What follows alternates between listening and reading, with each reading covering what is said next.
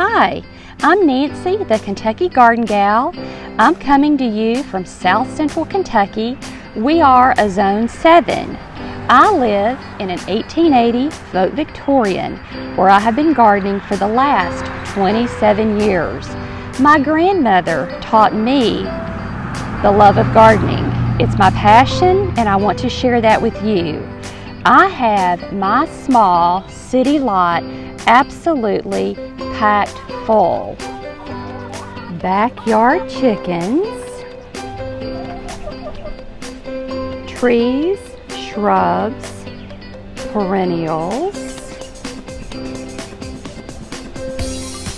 a koi pond, even a secret garden.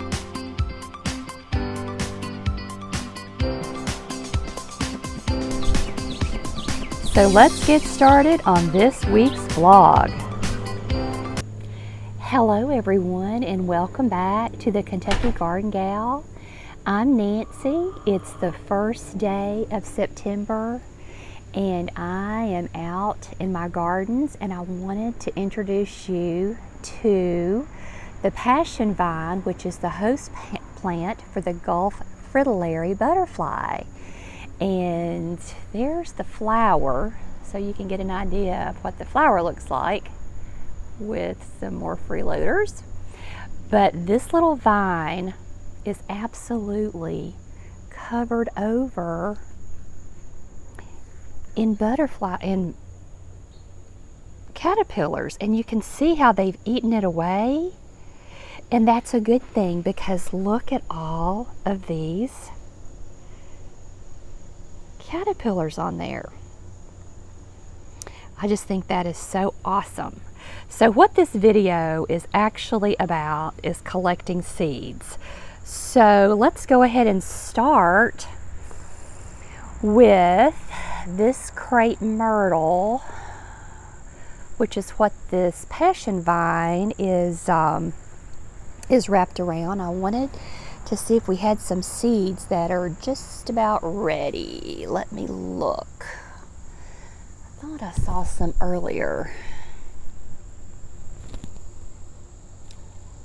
Let's see.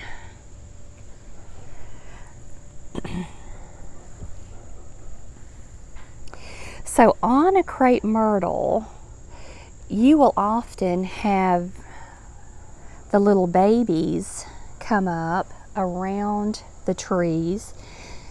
So here's one that's just about ready. That is a seed. Right there is the seed for the Crept Myrtle when it's just about to get ready. And as you can see, all these clusters turn into seeds. So to get a Crept Myrtle, you can either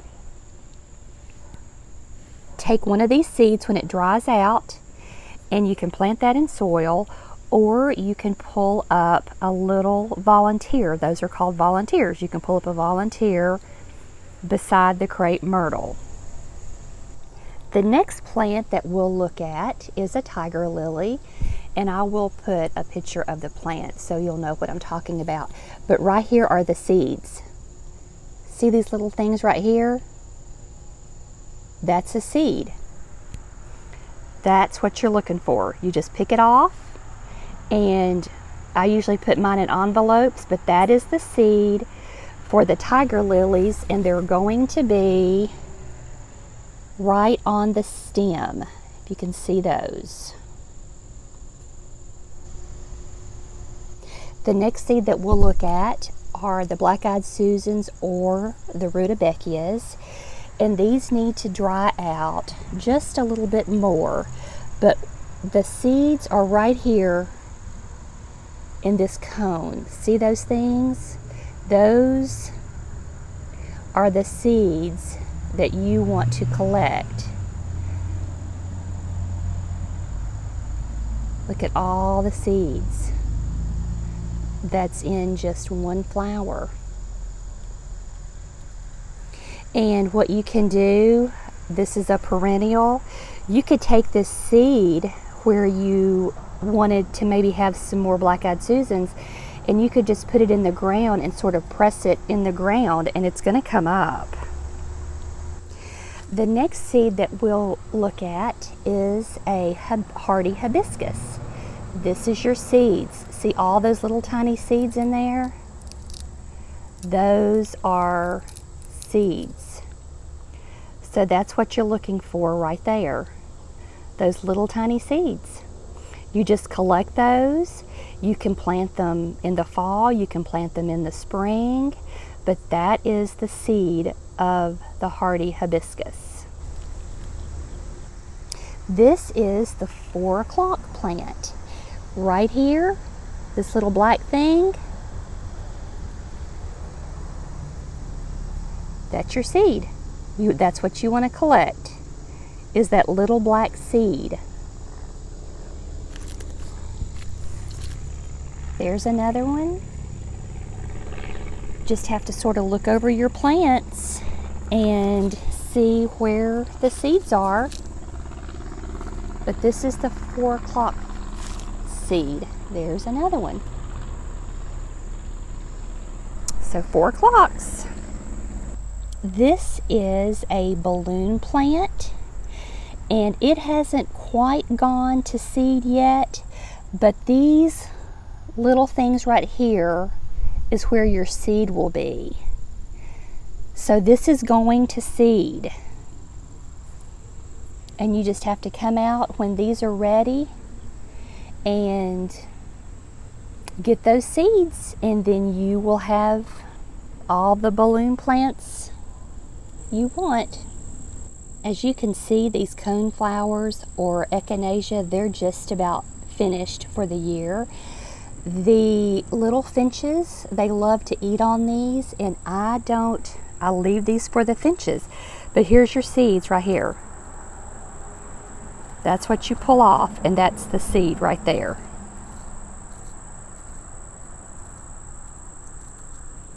So there's that. This is the cleome or cleome plant. And all of these little things right here are seeds. Now you think about how many seeds this thing can throw off, but this is your seed right here. So if you want to collect the seeds from the cleome plant,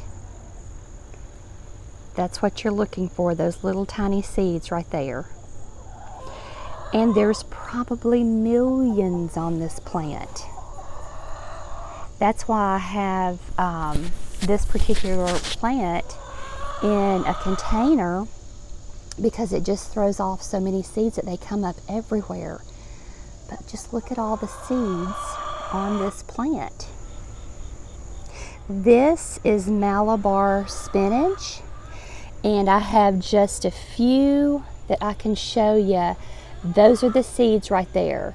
So you want to wait for those to completely dry, and then you just come out and you collect those little pods right there.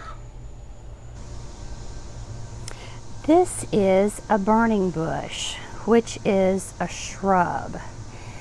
In November, you can just take and cut off a piece of your burning bush and stick it in the ground, and it'll root. These are probably some of the easiest shrubs that you can ever root. You can also do a willow tree like that. So a willow tree and a burning bush, you just take a snippet, stick it in the ground, and in November it'll root for you. This is a hardy hibiscus. We did another one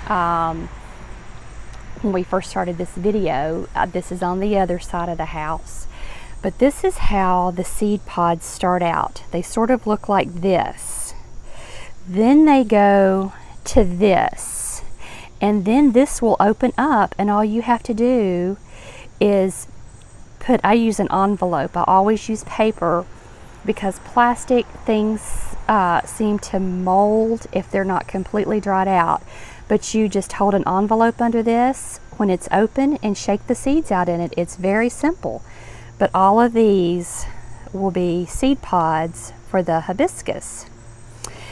And I'm not really sure why, but when I first started gardening, I was always intimidated with collecting seeds.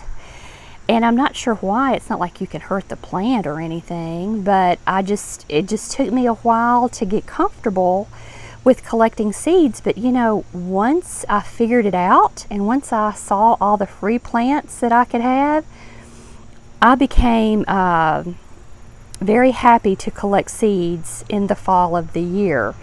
I usually let my things stay out just a little bit longer because I do want to provide feed for the birds and things like that. But I do try to have everything cleaned up generally by the end of October, and we're in a zone 7, so I can get everything cleaned up and then start decorating for Christmas. This is a little marigold, bless its heart, that's just still hanging on for dear life, but it has made some seeds. So this is the seed of the marigold. You're going to notice it turns brown, and then this isn't quite dry. Let's pick out another one. This one feels like it's ready, but when you open it, there's my shadow, the sun's. That's the seed right there. That's what you're looking for. And when you go to the store and buy marigold seeds, this is what you're buying. This is exactly what you're buying. This is the last plant that we'll look at, and this is a container of zinnias. And these are flowers that I have brought into the house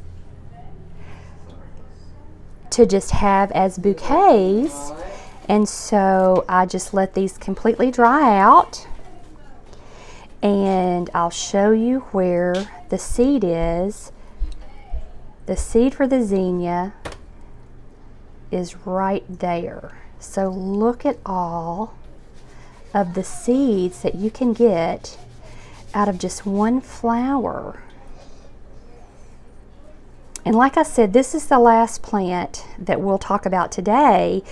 But in my video that's coming up for Sunday, I have a friend that's wanting some starts of my hostas and my canna lilies and my shamrocks. So I'm going to get the shovel out and I'll show you how to dig up plants and separate those for pass-along plants. So thanks for watching. I hope everybody's having a great day, and we'll see you Sunday.